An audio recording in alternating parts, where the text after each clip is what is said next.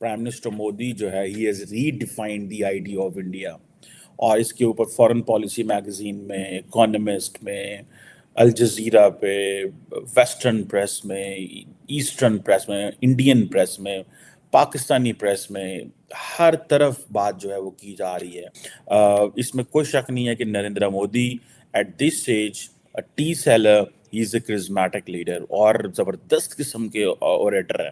गो कि वो press conference नहीं करते, गो कि वो मीडिया से बात नहीं करते, अपनी मर्जी के लोगों को इंटरव्यू देते हैं, but he is a very hard working, he is basically an ideological worker.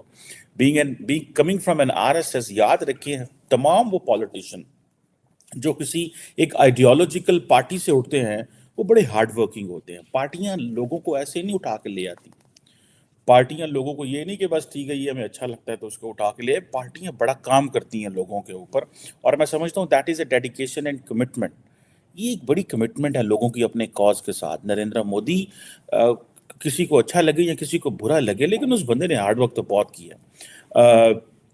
73 साल उनकी उम्र है, बच्चे कोई नहीं है, बीवी कोई नहीं है, और लेकिन ठीक है जी, उनकी कंपटीशन चेक करें, उनके ओपोनेंट्स देखें, मतलब जिस तरह उन्होंने चीज़ों को पिकअप किया है, और कैसे ग्लोबल स्टेज में वो चीज़ें लेके गए हैं, that is so so so important.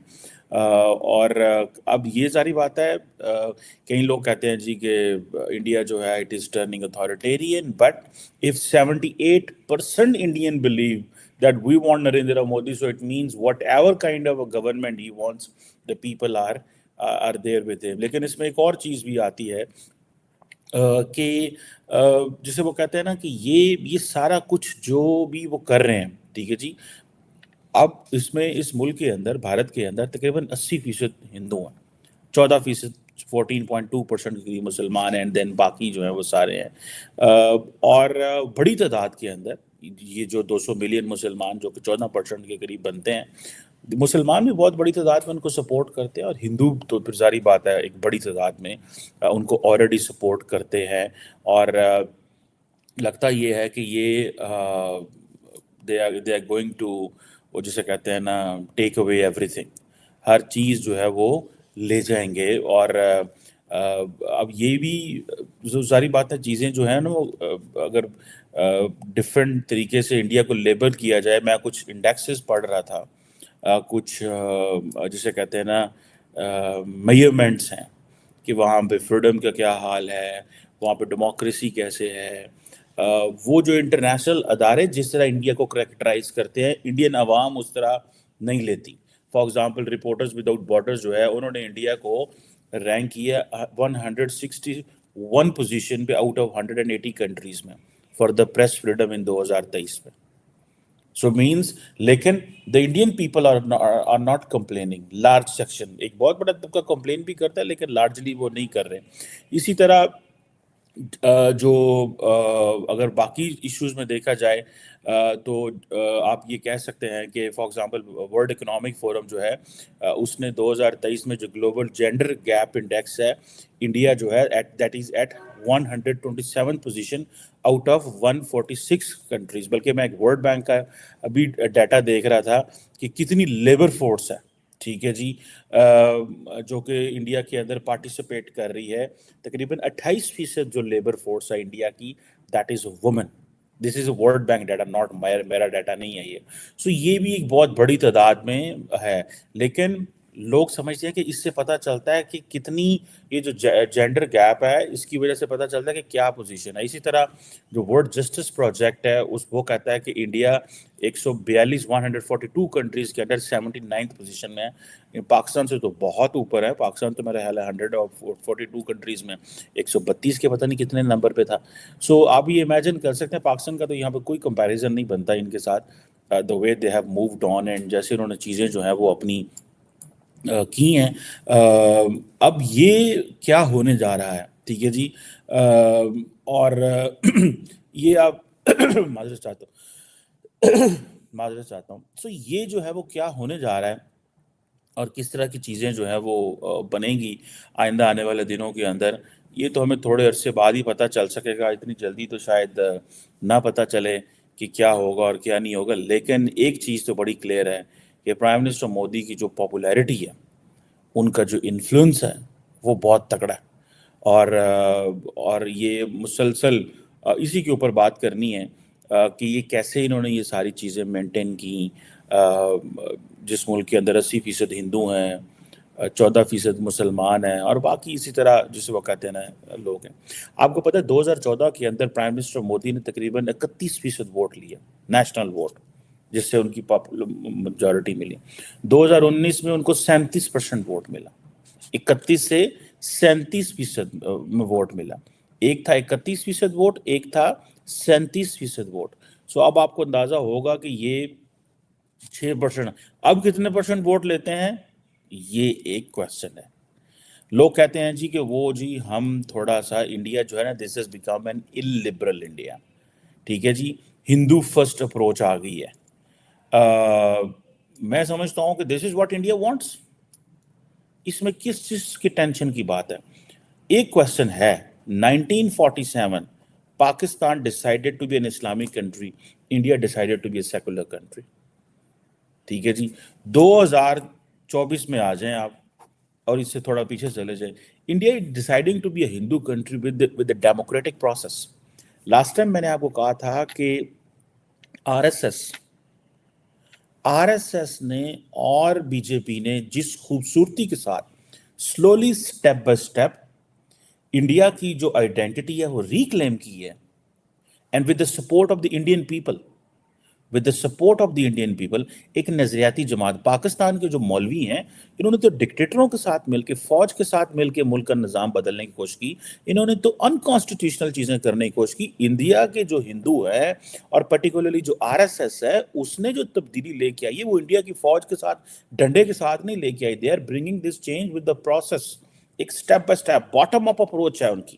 میں تو بھائی اس اپروچ کا قائل ہوں، بڑے وہ ہندو کی ہو، عیسائی کی ہو، مسلمان کی ہو، آپ کی جو اپروچ ہے that should be bottom up. آپ کی اپروچ ٹاپ ڈاؤن نہیں ہونی چاہیے۔ مطلب ہمارا جو اسلام ہے، پروفٹ محمد پیس اپون ہے، ان کی ساری اسٹرگل باٹم اپ تھی، ان کی ٹاپ ڈاؤن اپروچ نہیں تھی۔ ہمارے مولویوں نے فوج کے ساتھ مل کے پاکستان کے اندر اسلام نافذ کیا زبردستی ڈنڈے کے ساتھ۔ انڈیا کے اندر آر ایس ایس اور بی جے پی یہ سارا کچھ کرنے جا رہی ہے with the help of the people with a bottom up approach، جس کے اوپر میں پہلے آپ سے بات کر چکا ہوں۔ سو یہ جو آر ایس ایس ہے یا جو ڈفرینٹ جسے وہ کہتے ہیں نا، ان کی ایک بڑی تعداد، پھر ان کی ایک ہندو سوشل سوسائٹی ہے، ایک پارلیمنٹری گروپ ہے وہ بھی، جس کے 5 ملین ممبر ہیں، اور بی جے پی سے آپ کو پتہ ہے 2014 سے نریندر مودی صاحب اس کے جو ہیں وہ فیس ہیں، ٹھیک ہے جی، اور مودی صاحب کی جو آئیڈیالوجیکل روٹس ہیں وہ تو آر ایس ایس میں جا کے ملتی ہیں، اور 100 جو ہے وہ بھی ہونے والے ہیں سال ان کے۔ اب کویسچن یہ آتا ہے کہ جو انڈیا کی جو اس وقت موومنٹ چل رہا ہے، ٹھیک ہے جی، اس میں ایک بڑی تعداد جو ہے وہ مودی صاحب کے ساتھ ہے، ان کے اس ڈیموکریٹک پروجیکٹس کے ساتھ ہے۔ ینگ انڈینز جو ہیں وہ اپنے نئے کلچر، نئی سوشل ویلیوز، نیشن ہوڈ کی طرف جا رہی ہیں۔ ایک طبقہ کہہ رہا ہے کہ ہمیں نہیں جی، ہم illiberal ہو رہے ہیں، ہندو ڈومینیٹڈ ہو رہے ہیں، ہندو فرسٹ اپروچ ہے، اور یہ جو آئیڈیا آف انڈیا ہے یہ ڈفرینٹ ہے جو نہرو صاحب سے ہے۔ وہ تو بھائی کہہ رہے ہیں کہ ہم نہرو سے ڈفرینٹ ہیں، ٹھیک ہے جی، اور اس کا ہماری ڈومیسٹک پالیٹکس پہ بڑا اثر ہوگا، فورن پالیسی پہ اثر ہوگا۔ اور مجھے نہیں لگتا، دیکھیں جو نہروین آئیڈیا تھا انڈیا کا، وہ ایک بڑی تعداد یہ سمجھتی ہے دس از ڈیڈ، ٹھیک ہے جی۔ اور اس حوالے سے ایک بک بھی آئی تھی، ایک ونے ستاپاتی صاحب ہیں، انہوں نے وہ بک لکھی تھی انڈیا بیفور مودی، ٹھیک ہے جی، اور وہ اس چیز کو بلیو کرتے ہیں کہ things have changed now, it's not the same the way it was۔ Pakistan کی سطح بھلے اسلام آباد اور راول پنڈی سے چلتی ہے، لیکن اکانومی تو کراچی سے ہی چلتی ہے، اسی لیے اس شہر کو پاکستان کی آرتھک راجدھانی کہا جاتا ہے۔ لیکن پاکستان کی آرتھک راجدھانی پر بیتے 1 مہینے سے بھکاریوں نے قبضہ کر رکھا ہے۔ یہ ہم نہیں کہہ رہے، کراچی شہر کے ہی ایک بڑے پولیس ادھیکاری کا یہ بیان اس کی خود گواہی دے رہا ہے۔ جیو نیوز کی اس رپورٹ کے انوسار کراچی کے اترکت مہانریکشک عمران یعقوب منہاس نے منگلوار کو یہ دعویٰ کیا کہ عید کے موقع کو بھنانے کے لیے رمضان کے مہینے میں 3 سے 4 لاکھ بھکاری شہر میں پہنچے ہیں۔ شیرش پولیس ادھیکاری نے کہا کہ بھکاریوں اور اپرادھیوں کے لیے کراچی سب سے من پسندیدہ شہر بنتا جا رہا ہے۔ एडिशनल आरजी ने कहा, ईद के मौसम में आंतरिक सिंध, बलूचिस्तान और देश के अन्य हिस्सों से अपराधी कराची आए थे। उन्होंने कहा, हम पारंपरिक कदमों के जरिए अपराधों का पता नहीं लगा सकते। उन्होंने अधिकारियों से कराची में अपराधियों पर नजर रखने के लिए अधिक कैमरे लगाने का भी आग्रह किया। जियो न्यूज की रिपोर्ट के मुताबिक केवल रमजान के महीने के दौरान सड़क पर अपराध की घटनाओं में कम से कम 19 लोगों की जान चली गई। वहीं जनवरी 2024 से डकैतों के हाथों 55 से अधिक लोग मारे गए। कुछ दिन पहले ही सिंध उच्च न्यायालय ने कराची में अपराध की बढ़ती घटनाओं के बीच राज्य के अधिकारियों को कानून व्यवस्था बहाल करने के लिए 1 महीने का अल्टीमेटम दिया था। उन्होंने कानून व्यवस्था की स्थिति को खराब करने में शामिल प्रभावशाली व्यक्तियों के खिलाफ सख्त कार्रवाई का भी निर्देश दिया। मुख्य न्यायाधीश ने 15 दिनों में कानून व्यवस्था के संबंध में विस्तृत रिपोर्ट भी तलब की। सिंध के महानिरीक्षक पुलिस गुलाब नबी मेमन ने कहा, हाई कोर्ट को स्थिति से अवगत कराया गया। पुलिस विभाग ने पिछले अदालती आदेशों के संबंध में उच्च न्यायालय को भी एक ब्रीफिंग दी है। उन्होंने स्वीकार किया कि कराची में बिगड़ती शांति स्थिति के पीछे सड़क पर अपराध प्रमुख तत्वों में से एक थे, जबकि कच्चा के डाकू भी प्रांत के अन्य हिस्सों में कानून व्यवस्था बनाए रखने के लिए एक बड़ी चुनौती थे।